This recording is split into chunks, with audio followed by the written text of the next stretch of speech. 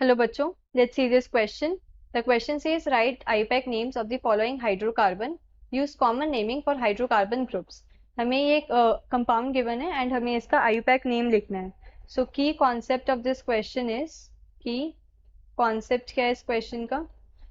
IUPAC nomenclature. IUPAC nomenclature. IUPAC nomenclature क्या होता है? ये एक सिस्टमैटिक अप्रोच होती है जिसकी हेल्प से हम ऑर्गेनिक कंपाउंड्स की नेमिंग करते हैं.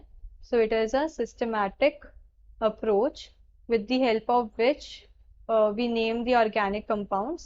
IUPAC की full form क्या है? International Union of Pure and Applied Chemistry. So इस organization ने एक set of rules दे रखे हैं जिसके according हम सारे organic compounds की naming करें. अब क्या है? Organic compound के तीन parts होते हैं. एक होता है prefix, then आता है हमारा word root एंड देन आता है हमारा सफिक्स. तो जो प्रीफिक्स होते हैं, प्रीफिक्स हमारे दो टाइप के होते हैं. एक होता है हमारा सेकेंडरी प्रीफिक्स एंड एक होता है हमारा प्राइमरी प्रीफिक्स. तो जो सेकेंडरी प्रीफिक्स होते हैं, सेकेंडरी प्रीफिक्स हमें बताते हैं अबाउट दी सब्स्टिट्यूएंट्स. हमारी चेन के अंदर कितने सब्स्टिट्यूएंट्स प्रेजेंट है या क्या सब्स्टिट्यूएंट्स प्रेजेंट है, वो हमें सेकेंडरी प्रीफिक्स से पता लगता है. तो डिटेल्स अबाउट सब्स्टिट्यूएंट्स, ये details of substituents. Now primary prefix हमें क्या बताते हैं?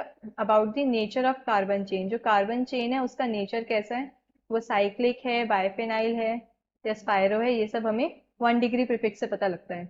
वर्ड रूट क्या होता है? वर्ड रूट से हमें पता लगता है number of carbon atoms in main chain. Number of carbon atoms in main chain. Main chain को हम प्रिंसिपल चेन भी बोलते हैं. तो प्रिंसिपल चेन के अंदर कितने number of carbon atoms present है वो हमें वर्ड रूट से पता लगता है. सफिक्स क्या होते हैं? सफिक्स भी हमारे पास दो होते हैं. एक होता है प्राइमरी सफिक्स एंड एक होता है हमारे पास secondary suffix.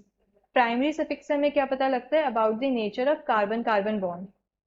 Carbon carbon bond का नेचर कैसा है, वो सैचुरेटेड है, अनसैचुरेटेड है, ये हमें 1 डिग्री सफिक्स से पता लगता है. एंड सेकेंडरी सफिक्स से क्या पता लगता है? About the details of functional groups, कि कौन से फंक्शनल ग्रुप्स प्रेजेंट हैं, वो हमें सेकेंडरी सफिक्स बताते हैं. Details of functional groups. So given compound क्या है? हमें एक साइक्लोपेंटेन रिंग गिवन है जिससे एक हाइड्रोकार्बन चेन अटैच्ड है इस टाइप की. तो अब इसके अंदर क्या होता है, हम जो मेन चेन लेते हैं उसके अंदर हम साइक्लिक रिंग को पहले प्रेफरेंस देते हैं. तो 1 2 3 4 5 कार्बन की हमारी मेन चेन है. तो हमारा जो वर्ड रूट आ गया वो आ गया पेंट.